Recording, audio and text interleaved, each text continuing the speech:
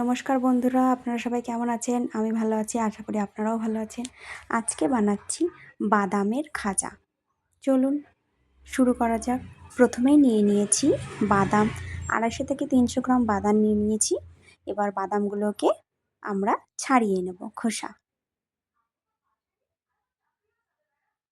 বাদামের খোসা ছাড়ানো দেখুন প্রায় হয়ে গেছে। সব বাদামের খোসা ছাড়ানো। এবার আমরা বাদামের ওপরে যে গোলাপি রঙের খোসাটা আছে সেটা হাত দিয়ে হালকা হালকা ডলে ডলে ছাড়িয়ে নেব।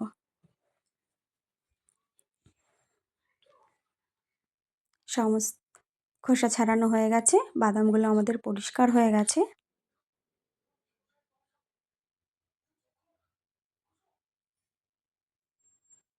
আর নিচ্ছি তেল।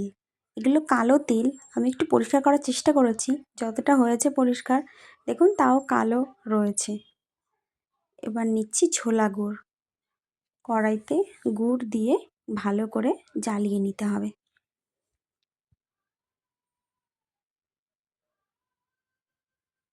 গুড় জাল হচ্ছে, মাঝে মাঝে চেক করে দেখতে হবে যে গুড়টা চটচটে হয়েছে কিনা। হাত দিয়ে মাঝে মাঝেই চেক করে দেখতে হবে। দেখুন আমাদের গুড় জাল হয়ে গেছে, আমাদের গুড় রেডি হয়ে গেছে। এবার আমরা বাদামগুলো দিয়ে দেব। আর দেব তিল, দিয়ে ভালো করে নেড়ে নেব। কিছুক্ষণ ভালো করে জাল হবে। এই সময় নিচে অনবরত নাড়তে হবে, না হলে নিচেই ধরে যেতে পারে। একটা থালা নিয়ে নেব আমরা। থালার মধ্যে একটু তেল বা একটু ঘি হাত দিয়ে ভালো করে লাগিয়ে নেব।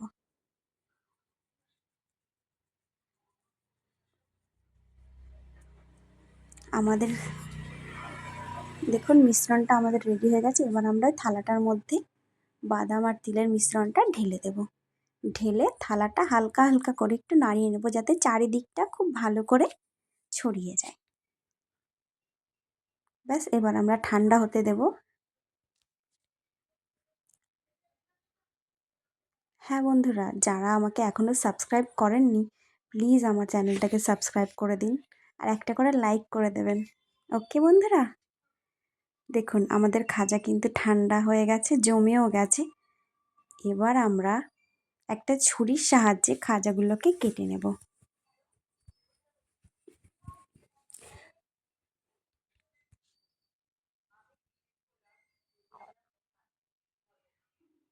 ছুরিটা দিয়ে সাইডগুলোকে একটু ছাড়িয়ে নেব, সাইড থেকে ছাড়িয়ে নেব।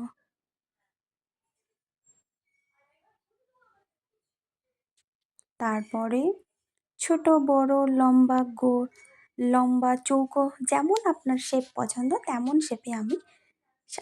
শেপে কেটে নেবেন। দেখুন কাটা হয়ে গেছে। দেখুন কত, দেখলেই মনে হচ্ছে খাই। টেস্টি টেস্টি বাদামের খাজা কিন্তু রেডি হয়ে গেছে। আপনারা বাড়িতে অবশ্যই ট্রাই করে দেখবেন, দেখবেন ভালো লাগে খেতে। বাজারে তৈরি খাজাগুলোর থেকেও মনে হয় বাড়িতে তৈরি করাটাই ভালো। আর হ্যাঁ বন্ধুরা, আপনার যদি আমার রেসিপিগুলো ভালো লাগে তাহলে অবশ্যই আমাকে কমেন্টে জানাবেন। Thank you.